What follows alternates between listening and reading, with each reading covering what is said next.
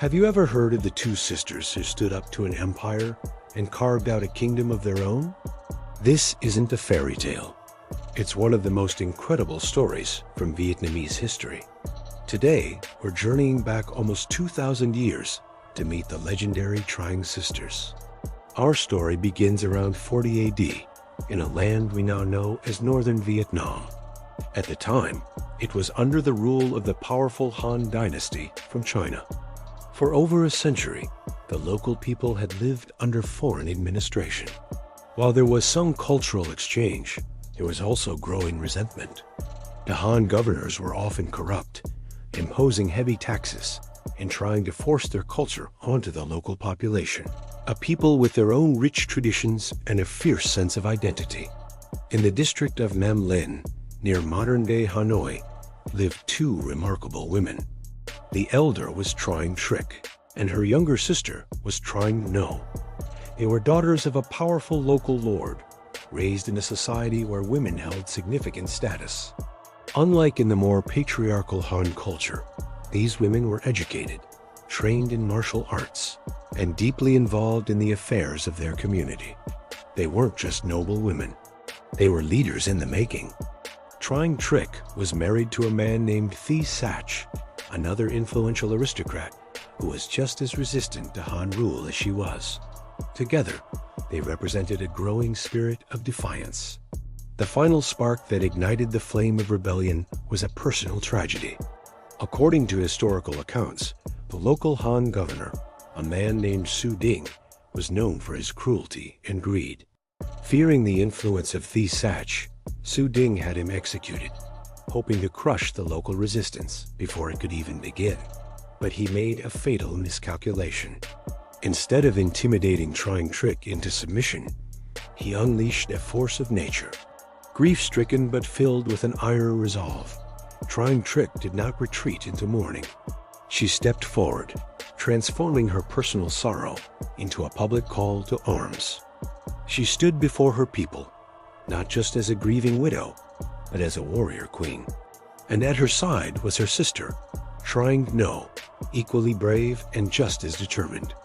Together, they rallied the local lords and the common people. It was an electrifying moment. Imagine the scene. Trinh Trick, reportedly dressing in full battle armor, vowing to avenge her husband, repel the foreign invaders, and restore the independence of their ancestral lands. Her powerful charisma and noble cause inspired thousands to join her. Generals, scholars, and farmers, men and women alike, flocked to their banner. It's said that their army included many women who served as high-ranking commanders, a testament to the respected role of women in their society. In the year 40 AD, the rebellion exploded. With astonishing speed, the Trinh Sisters' army swept through the region. They didn't just fight. They were brilliant strategists. They captured one Han citadel after another. The first to fall was their home district of Mê Linh. From there, their momentum was unstoppable. They liberated 65 towns and fortresses, covering a vast territory. The Han garrisons, caught off guard by the ferocity and organization of the uprising, were either defeated or fled in disarray. The governor, Su Ding, shaved his head and beard, disguised himself, and barely escaped with his life. Within a year, the entire territory was free from Han control. The people, overjoyed, proclaimed Trinh Trick their queen. She became Trinh Nv Bong, or She King Trinh. She established her royal court at Mê Linh, a symbolic return to their roots. For the first time in over a century, the land was ruled by its own people, under a monarch of their own choosing. For 3 years, Queen Trinh Trick and her sister ruled their newly independent nation. They are said to have abolished the unjust taxes imposed by the Han and worked to restore the traditional structures of their society. This period, though brief, was a golden moment of freedom and self-determination. It was a time when the people could once again celebrate their own culture without fear of suppression. They weren't just rebels. They were state builders, laying the foundation for a new, independent future. However, The Han Empire was not one to let a province go so easily. Back in the Han capital, Emperor Gongwu was furious and embarrassed. He couldn't ignore this blatant challenge to his authority. He summoned one of his most experienced and formidable generals, Ma Yuan, a man known as the wave-calming general. The emperor gave him a clear command: crush the rebellion and bring the region back under Han control, no matter the cost. Ma Yuan assembled a massive professional army, complete with thousands of soldiers, cavalry, and a large naval fleet. In 42 AD, this overwhelming force began its slow, methodical march south. The journey itself was arduous, crossing mountains and rivers, but Ma Yuan was a relentless commander. The Trinh sisters knew the invasion was coming. They prepared their forces for the inevitable confrontation. They were brave and had the support of their people, but they were now facing the full might of one of the world's greatest military powers. The odds were stacked against them. The decisive battles took place in 43 AD. Ma Yuan's larger, better equipped, and more disciplined army proved to be too much for the rebels. Despite fighting with incredible courage, the sisters' forces were gradually pushed back. One by one, their strongholds fell. The final tragic showdown occurred near the Hat River.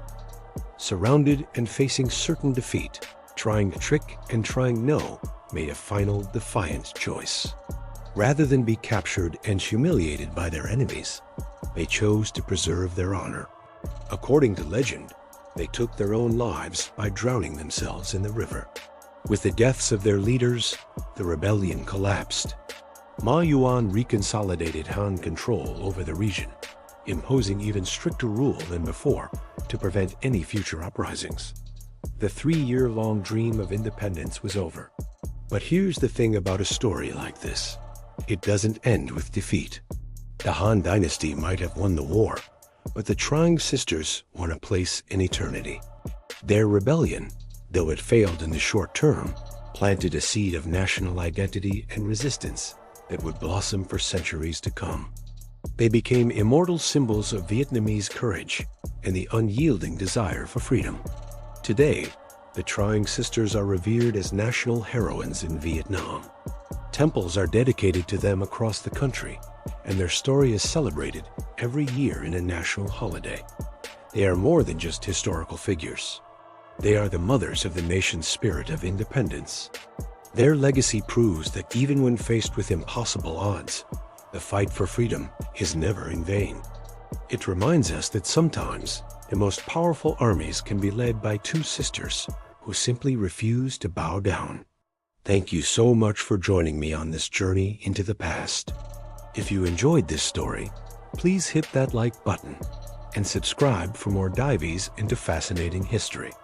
Let me know in the comments what other historical events you'd like to explore. Until next time, stay curious.